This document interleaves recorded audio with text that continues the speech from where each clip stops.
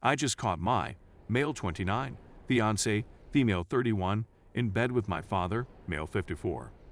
This is by far the most strange experience I've ever had. This occurred around 2 days ago, and I still feel as if I'm in a nightmare. I apologize in advance for the length. I hadn't told anybody about it, and all I wanted was an outlet. So my fiancé and I have been dating for 6 years, and I proposed to her in January of last year. We were going to marry in June, but then the epidemic struck. Although I didn't mind having a modest private wedding, she insisted on waiting since she wanted the wedding of her dreams.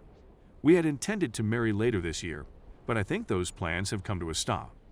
She began behaving strangely around 4 months ago. She grew distant, was less loving than normal, and started to behave suspiciously, such as arriving home late at night, being protective of her phone, and lying about her whereabouts. I didn't suspect her of cheating and instead chalked it up to cold feet. I asked her if she was having second thoughts about marrying me, and she told me that she was simply overworked. This made sense to me since she had just received a promotion. She also became quite close to my father about the same period. Of course, I didn't think anything of it. Who would be worried about his father and fiancé forming a close relationship? My father and mother are divorced as a result of his adultery. My father is very rich and a narcissist. This became clearer to me now than it had been before. My wife and I were meant to spend Christmas with my mother's side of the family, as well as my brother and sister. She made up an excuse about wanting to spend that time with some of her relatives and needing to get some work done anyhow. She demanded that I travel on my own and that we spend New Year's Eve together. I accepted since I hadn't seen my mother in a long time. Coincidentally, my father was leaving town around the same time. I only learned this when contemplating and decided that they probably spent that time together. My siblings and I spent Christmas and New Year's with one of our parents and the other with the other. Every year, we switched between the two. My mom and dad couldn't bear the sight of one another, as you can probably tell from the fact that we'd never spent such holidays together. Neither side of the family gets along, and it's been difficult to strike a balance and not take sides. As I previously said, I had no reason to suspect her of cheating on me until she began getting calls from a number kept under her best friend's name. Karen, too, was stored as a backup, fake name. This made little sense to me since she was getting these calls when we were out to dinner with Karen and her husband. Karen was right in front of me, and she wasn't on her phone. When I glanced at the phone, then at my wife, she gave me the most "oops, I messed up" face I've ever seen. I didn't say anything while we were there, but I did question her about it on the way home. Her justification was that it was another Karen from work. I requested to view her phone, but she refused. She complained that I'd be violating her privacy and that she didn't like being accused of something so heinous. I mentioned how she'd been behaving suspiciously lately and how her refusal to show me her phone was only pointing to her doing something dirty. She maintained she wasn't and that the talks and the text messages were private. I mistakenly let it go after much back and forth. Fast forward to the present, and her conduct hasn't changed much. It just became worse as she continued to deny anything was going on. I was supposed to go on a business trip for a week on Monday. Fortunately, my flight was canceled owing to snowstorms and my vacation was postponed. When I went home, I saw my father's vehicle parked outside. It's my father. He's surely only passing through, right? When I get inside, I don't see him or his fiancée. I yell out, "Where are they?" And I hear rushing upstairs in my bedroom. My fiancée is agitated as I go towards my bedroom, begging that I wait for her below. When I ask her where my father is, she claims she has no idea. However, his automobile is parked outside. He has to be here. When I go to the bedroom door, it's locked. When I ask her to open it, she replies she's getting ready. The concept of them together hadn't even occurred to me throughout this whole period. When I beg her to open the door, she tells I should wait below. I could now hear multiple footsteps from inside, and that's when it occurred to me what was going on. In a hurry, I kicked the door down, and I wish I hadn't seen what I did. My father was in my room, fumbling to put his trousers on while my fiancée wasn't just wearing her panties. I was utterly taken by surprise. What I was seeing astounded me.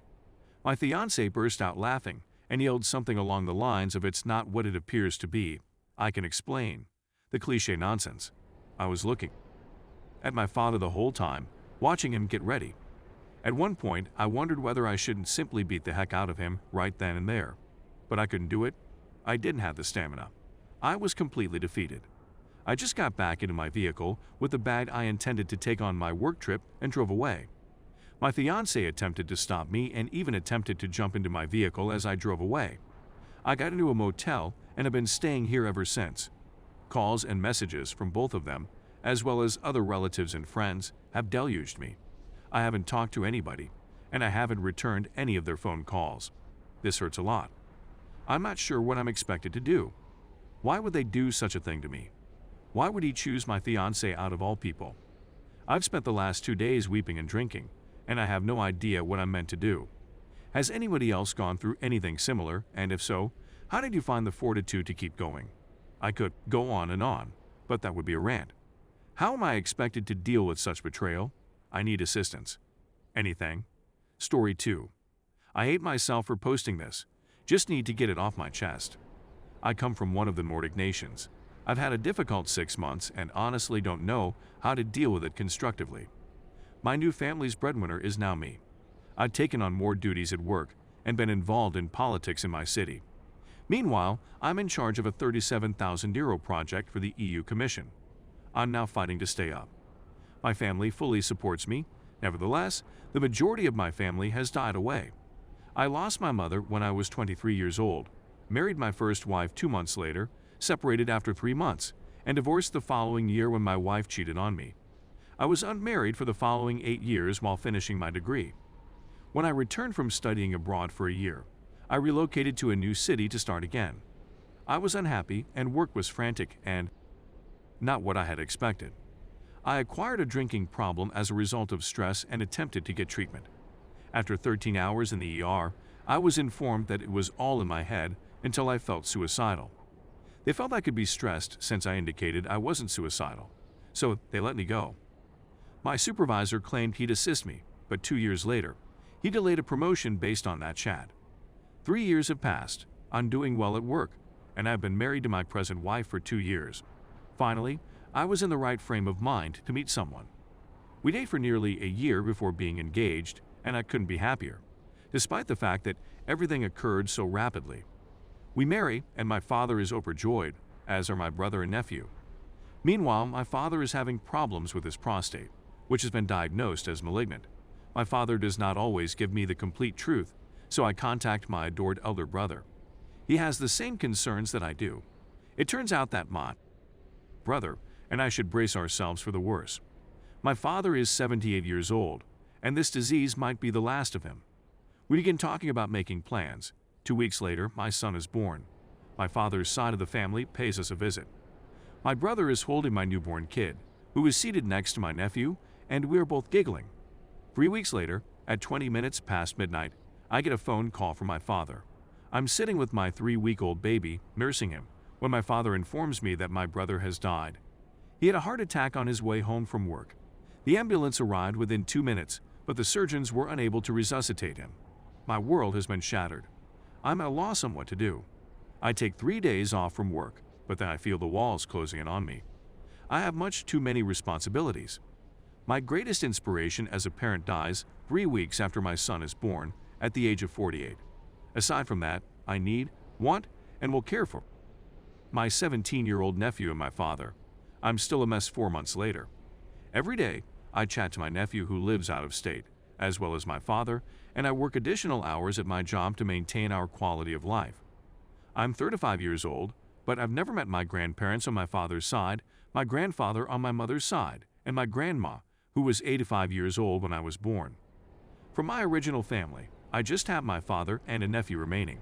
I'm completely lost. I'll get through it, but I think I just needed to put it down on paper. I have a great wife who adores me, and my kid is the most amazing human being I have ever met. I simply want to shout right now, but they need me and I need them. I absolutely detest being born with elderly parents. I only have my father left at the age of 34, and I want he could live forever. I miss my mother and brother. God alone knows how much time I have left. Thank you for taking the time to read this.